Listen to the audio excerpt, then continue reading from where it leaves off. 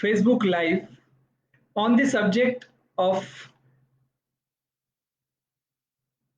everything about miscarriages.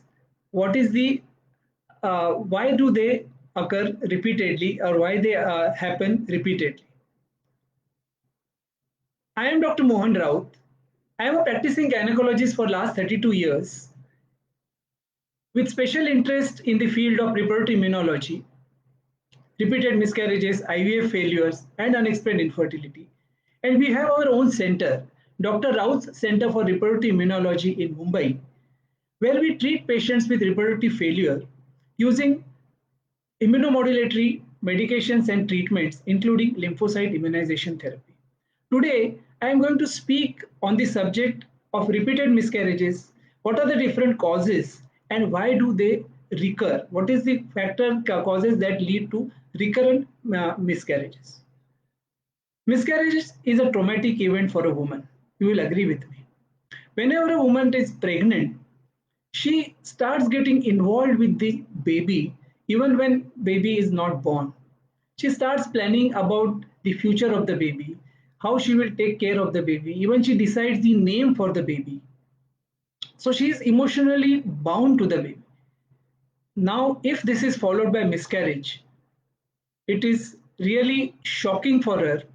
It is she gets depressed, and if this miscarriage occurs again and again, then this is really devastating for her. Here I remember one of my patients who had visited my clinic with history of 3 miscarriages. When she came to me, the first question that she asked me was, Doctor, why am I miscarrying? What is the reason that I lose my pregnancies again and again? She had first pregnancy which was she had conceived spontaneously and then miscarried at around 7 to 8 weeks. Then she had difficulty in conceiving. She underwent IUI and she conceived in first IUI and again miscarried around the same time, 7 to 8 weeks. Then she underwent IVF. In the first cycle of IVF, she conceived, but again she miscarried at around 7 to 8 weeks. She said, Doctor, my sister-in-law also had miscarriage in her first pregnancy, but she didn't have any problems later on. She had 2 more pregnancies which were uneventful, no extra care was required, and she delivered nicely. She has now 2 children. Why I am miscarrying again and again? So I had to take a lot of time to explain to her why miscarriages occur, why, what are the different reasons why miscarriages occur. So as you know, a miscarriage is loss of pregnancy conventionally within 3 months. Though the pregnancy loss can occur later on, which is broadly termed as miscarriage can occur later on, but it is broadly termed as pregnancy loss. So here we will see pregnancies or miscarriages within the first 3 months. Do you know what is the chance of miscarriage in a woman who has conceived for the first time? It is said that the chance of miscarriage in this woman is around 11 to 14%. That means every woman who has conceived for the first time, 1 in 8 or 9 women is going to miscarry when she is pregnant for the first time. But now studies have shown, and what the results are really shocking, that 40% of all, almost close to 40% of all first pregnancies miscarry. This is a big number. So why does this happen? It has been what happens actually is in many of these cases the patients don't know, also women don't know that they were pregnant. They might have missed the period for a day or two, a little bit heavy bleeding, which is considered as little heavy periods, but actually they were pregnant and there were miscarriages. Some of the miscarriages are known as preclinical miscarriages. Even before she misses her period, the growth of the pregnancy has stopped. So therefore, the number is 40%. And in these first miscarriages, the important cause is genetic defects. Genetic defects in the baby is the important factor in these patients who have so many miscarriages. And why does this occur? I give a simple explanation to my patients. I tell them whenever we do something for the first time, we are not perfect. We make mistakes. Suppose we are doing some dish in the kitchen for the first time, it doesn't come out perfectly. The analogy is not exact, but something similar happens with nature. And when it is for the first time that nature is making a pregnancy, there are more chances of defects or genetic defects in it. And these genetic defects occur because of a process known as mutation.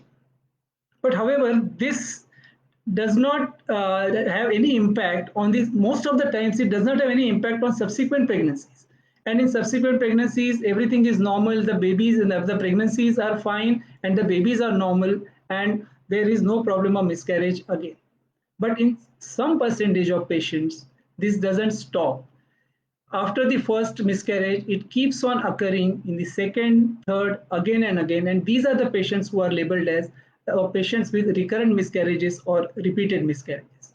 These patients may not have a live issue at all, child at all, and they are termed as primary recurrent miscarriages. And if they already have a issue or living children, one or more children, then they are called as secondary recurrent miscarriages.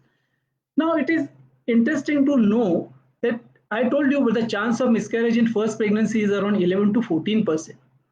Now, what it has been found that as the number of miscarriages increase, the chance of chance of miscarriage in subsequent pregnancy goes on increasing. After in the first pregnancy, it is 11 to 14%. In second, in pregnancy where there is one miscarriage, the chance of miscarriage in subsequent pregnancy increases marginally to around 15%.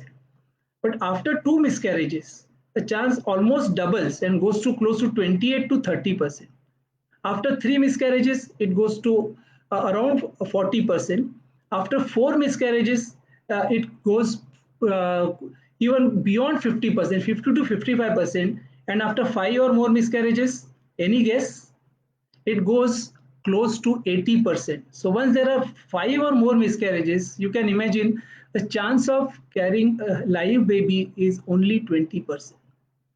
So if you consider the overall incidence of patients who have repeated miscarriages, then it is seen that almost 5% of all women in childbearing age group suffer from this problem of recurrent or repeated miscarriages. So you can do the calculations, what can be the absolute number of women who are suffering from this problem. The problem is really huge. So therefore, it is important to understand why they are occurring, what are the underlying causes which are responsible for repeated miscarriages. So if you see the different causes, we can group them into four major groups. So the first group is related to the pregnancy itself. Second is about uterus, different problems in the uterus where the pregnancy resides. The third group is related to systemic disorders or diseases of different systems of in the woman's body. And the fourth group is related to the semen or the sperm, defects in the sperm. Now coming to the first group, that is pregnancy. The commonest cause, the cause which leads to miscarriage in pregnancy is of course genetic defects. Now I told you, if the genetic defect in the first pregnancy which occurs because of mutation is usually less likely to recur. But if the genetic defect is because of some genetic problem in the parents which carry the minor defect which is passed on to the pregnancy to the fetus and it's manifests as a major problem, then there can be miscarriage.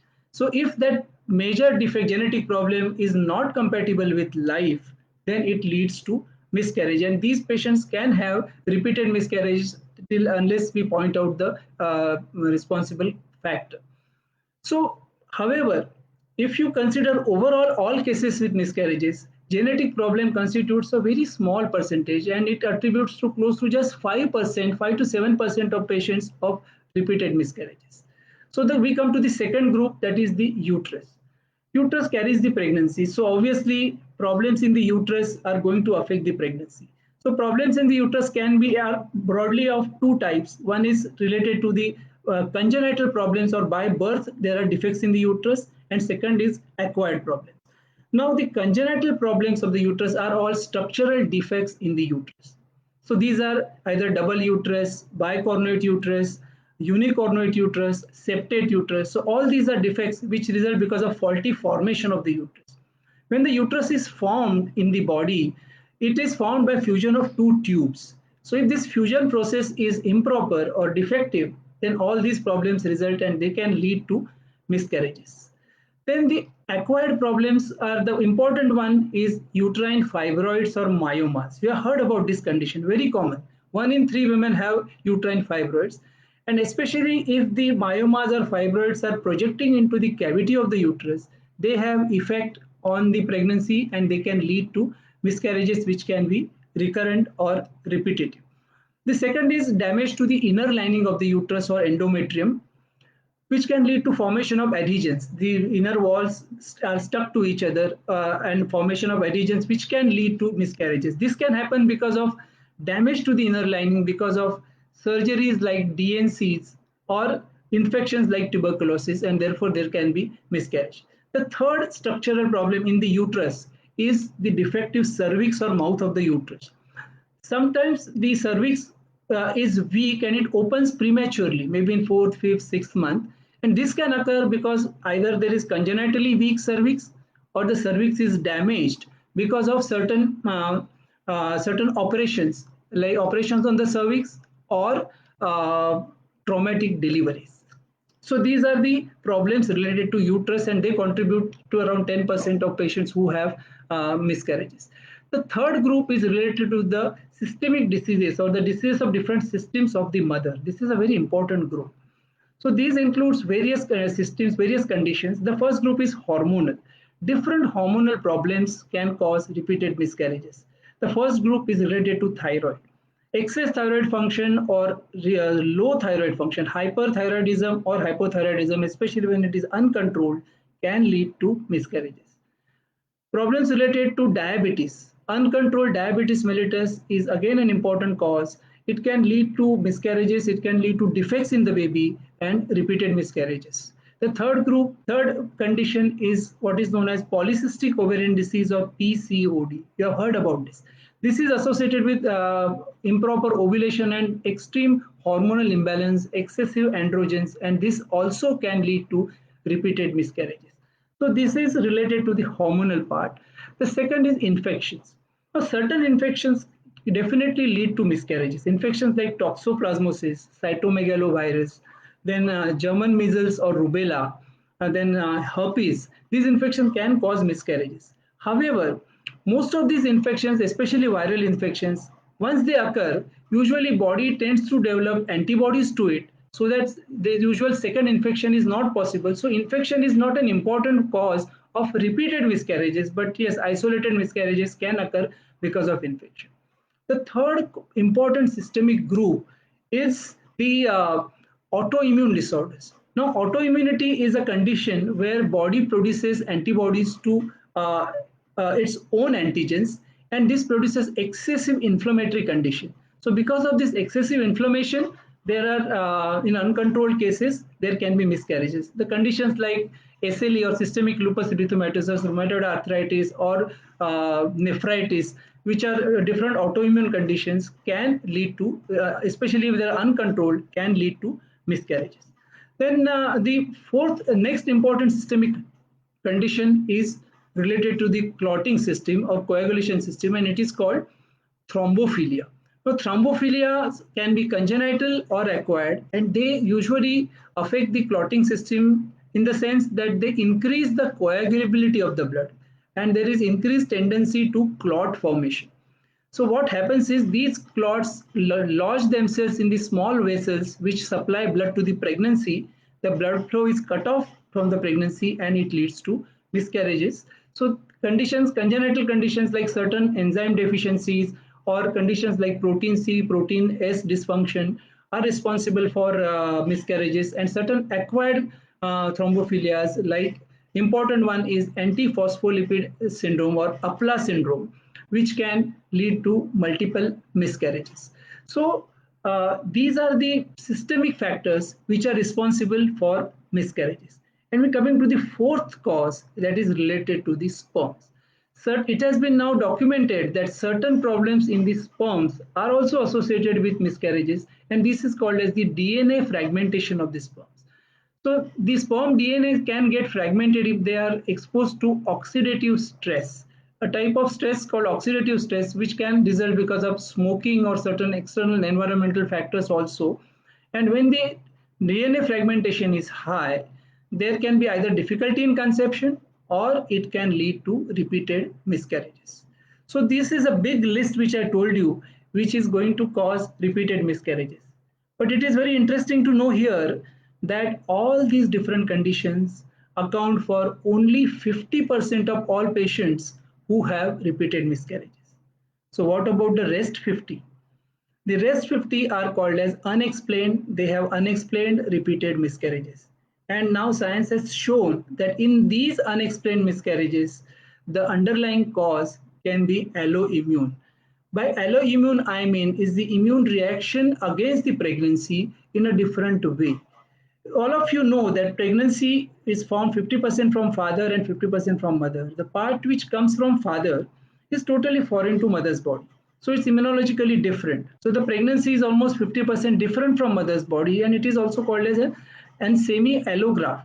And but still the pregnancy continues without any problem in the mother's body. But in some patients, this normal protection is not functioning properly, and as soon as there is pregnancy, mother's immune system builds up an immune response against the pregnancy and leads to the growth of the pregnancy stops and leads to miscarriage. And this can happen in again and again in different pregnancies and in subsequent pregnancies, leading to recurrent or repeated miscarriages. So friends, today I told you different causes of miscarriages, and here it is very one point I would like to stress that though the list is big, the good thing to know is all these conditions are treatable. Each and every condition can be treated effectively. But the big question is, do we know where is the problem? So it is the most important part in management of patients who have repeated miscarriages is the diagnosis. If we diagnose these conditions properly, then treatment is easier. The second thing, important thing is different conditions that lead to miscarriages can coexist. So if we diagnose one condition, then that's not the end of the problem. There can be other condition or conditions which we have to find out and treat. Only then it is possible to have success in the treatment. So before I close, I would like to give a small take-home message to my patients is do not worry if you have repeated miscarriages. Complete diagnosis of your condition will definitely help you in finding out the cause, and effective treatment is always possible. And my doctor friends, yes, in any patient with repeated miscarriages, after ruling out all problems, don't forget to rule out alloimmune problem as a possible cause, and do the investigations for autoimmune problem, and I am sure you will definitely help your patients to achieve their dream of having their own baby. Thank you very much.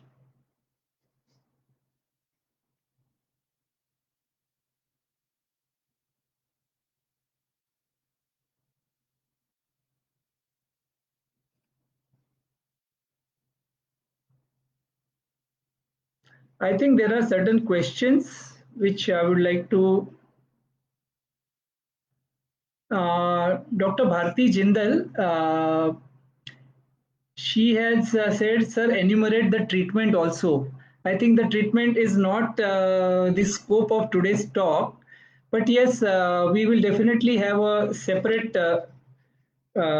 session on the treatment of maybe different known conditions. Of course, Dr. Bharti is very well aware, but for yes unexplained the treatment we can discuss in subsequent cases. I think there is one more from Dr. Sarvamangala Guru Prasad. Thanks for the compliment, Dr. Sarvamangala, and thank you for attending the talk. I'm thankful to Dr. Bharti also. Uh, the one more common question that is asked when I talk on this is uh, how to find out about alloimmune problem. And usually we do a few immunological tests like lymphocyte cross match, serum TNF alpha, natural killer cells, which help us to select couples who have problems related to alloimmune rejection. And then these patients can be treated effectively by using lymphocyte immunization therapy or other immunomodulatory treatments.